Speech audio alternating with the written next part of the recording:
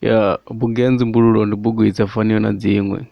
So kharali ngo ḓo ḓivha zwauri Yesu Kristo ndi nnyi, zwino ane a ḓovha ene a tshi vhuya. So gudani bugu ya nzumbululo ni ḓo kona u zwi ḓivha zwauri ndi nnyi Yesu Kristo ane a ḓo dovha vhuya, ane a khou vhuya, second coming of Christ.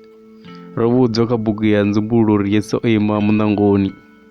Ya bugu i thoma nga nzumbululo ya Yesu Kristo a khou sumbedza vhathu vha uri zwine zwa nga itea. Ya kha chapter yo thoma ro sumbedziwa uri Yesu Kristo u ḓo vha hani. So nzumbululo chapter 1 nzumbululo 1 verse 8, ndi nṋe ana wa mathomo na magumo, ane a vha hone we a vha a hone, ane a ḓo ḓa a vha hone musi muvhusa woṱhe. Yesu Kristo uri ndi muvhusa woṱhe, a huna ane a vha nṱha hanga. So a huna ane a vha nṱha a huna ane a fhira Yesu Kristo. Kha chapter 6 uya kha chapter 19 ri khou muvhona a khou sengisa shango kha chapter 19 nzumbululo 19 verse 11. Nda vhona ḽiṱaḓulo ḽo a ṱama, amba uri mbiḓi tshena o dzulaho khayo upfhi a fulufhedzeaho wa ngoho, a tshi sengisa na musi a tshi lwa u ita zwo fanelaho. Zwino nda ni vhudza uri Yesu o ima muṋangoni kha re murahu kha nzumbululo 3 verse 20 ri a si izwo, ndo ima muṋangoni ndi khou omba ane a pfha ipfhi ḽanga a mvulele vothi. Ndi ḓo dzhena khaye nda ḽa tshilalelo naye, a tshi ḽa na nṋe. So muṋangoni a khou amba u khou ambela kha vhana vhoṱhe na dzi 7 tshetshisisi u ita uri second coming tshi vhuya ni vha no muṱanganedza.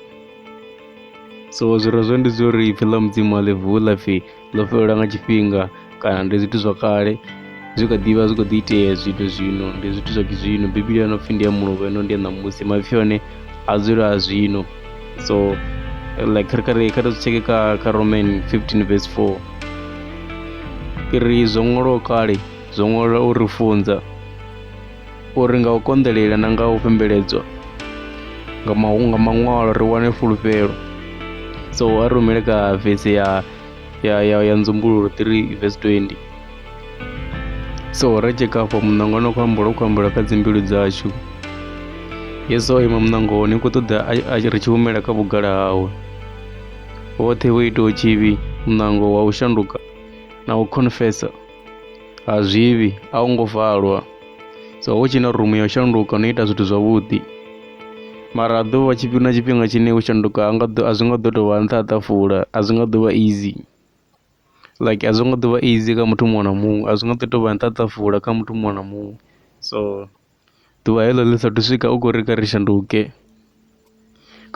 tshe na tshifhinga ngauri ri khou tshila kha tshifhinga tsha vhufhelo. Like zwino o ri fha tshifhinga uri a dzhene mbiluni dzashu, iri ane a pfha ipfhi ḽanga a vula, ndi ḓo dzhena khaye.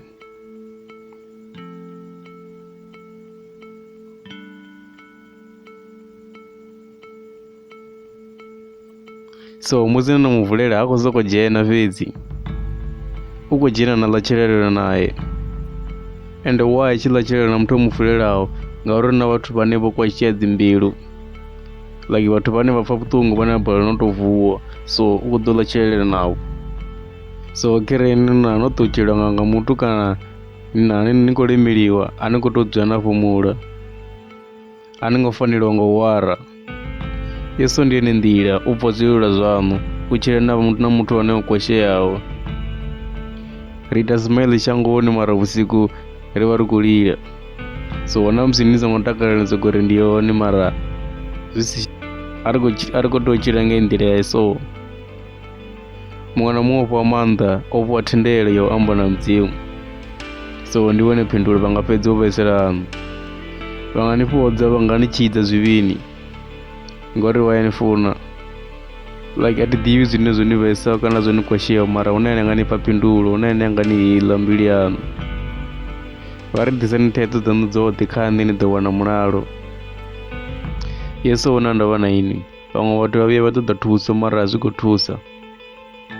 Ṋamusi ndi khou muvhudza uri hu na ane a khou khokhonya vothini ḽaṋu, ndi munna ane a pfhi Jesu, o ima muṋangoni uri vulani muṋanga ri ḓo dzhena ra ḽa tshilalelo roṱhe. na xelelwa nga mushumo, ni ngo balelwa u bva kha tshivhi kana kha dzi addiction, ndi khou ni vhudza hu na munhu ane a khou khonya vothini ḽaṋu ane a pfhi Yesu, uri nga maipfi ane a bva kha Petro ya u thoma 5:7 na kha Mateyo 11, vhathu vha nga ḓuvha tsini na ini lwa tshifhinga tshilapfu. Vha ḓo ḓa kha ini vha ri zwine ni ṱoḓa ni mbudze, mara musi ni tshi vha ṱoḓa avhaho, mara ndi a ni vhudza ṋamusi hu na munna ane a khou khonya vothini ḽaṋu, munna ane a pfhi Yesu. U ḓo vha na ini na ṅwana kha ṅwaha tshifhinga tshoṱhe.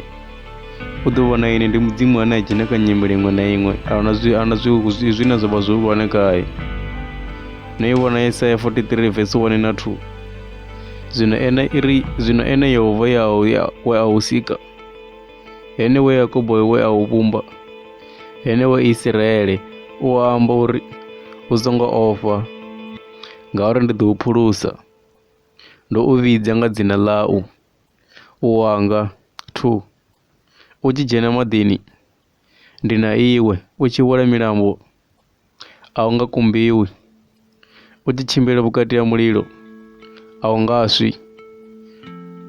Kha vhuye nga ufhisi, Mudzimu vha ḓo vha na ini. A vha nga rumeli Gabriel, a vha nga rumeli Michael, vha ḓo tou vha na ini Mudzimu. Hu na munna ane a vha Yesu, o ima vothini.